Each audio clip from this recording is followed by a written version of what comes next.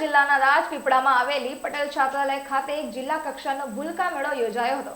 આ મેળાનું આયોજન ICDS વિભાગ દ્વારા પાપ પગલી પ્રોજેક્ટ હેઠળ કરવામાં આવ્યું હતું।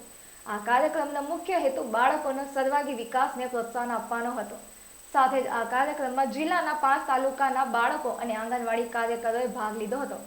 તેમજ આંગણવાડી કાર્યકર બહેનોએ બાળકોના શિક્ષણ માટે ઉપયોગી વિવિધ TLM સામગ્રી પ્રદર્શિત કરી હતી। આ ઉપરાંત બાળશક્તિ અને અન્ય પૌષ્ટિક આહારમાંથી બનાવેલી વાનગીઓના સ્ટોલ પણ હતા, જેની મુલાકાત મહાનુભાવોએ લીધી હતી। મહિલા અને બાળ વિકાસ વિભાગની જે સૂચના છે અને માર્ગદર્શન હેઠળ નર્મદા જિલ્લાનો જિલ્લા કક્ષાનો ભૂલકા મેળાનું આયોજન કરવામાં આવ્યું રાજપીપળા ખાતે। માનનીય પ્રમુખ શ્રી જિલ્લા પંચાયત નર્મદા ભીમસિંહભાઈ અને સૌ પદાધિકારીઓ અધિકારીઓ ઉપસ્થિત રહ્યા। આ મેળા અંતર્ગત નાના બાળકોને તાલીમ આપવા માટેના વિવિધ ઉપકરણો જે આંગણવાડી કાર્યકર બહેનોએ બનાવેલા અને એમને પ્રી સ્કૂલ ટ્રેનિંગ કઈ રીતે આપી શકાય એનું સરસ નિદર્શન કરવામાં આવ્યું।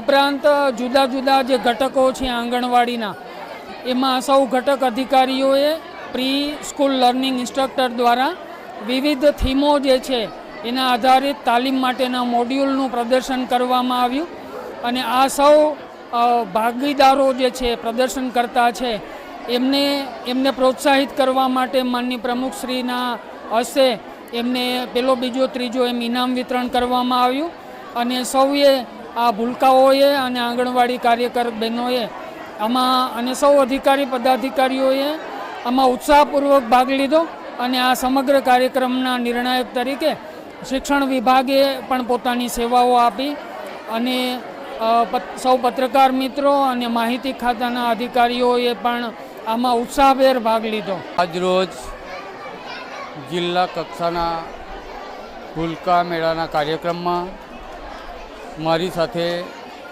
જિલ્લાના આરોગ્ય અધિકારી એવા માધવ સાહેબ તેમજ 5 તાલુકાના આંગણવાડી વર્કરો અને ICDSના તમામ સ્ટાફ આ ભૂલકા મેળાના કાર્યક્રમમાં તમામ ઉપસ્થિત રહ્યા અને 5 તાલુકાના આંગણવાડી વર્કરો બહેનો આ ભૂલકા મેળાના નાના ભૂલકોને સમજાવવા માટે એક ટોલની નીચે વ્યવસ્થા કરવામાં આવી હતી।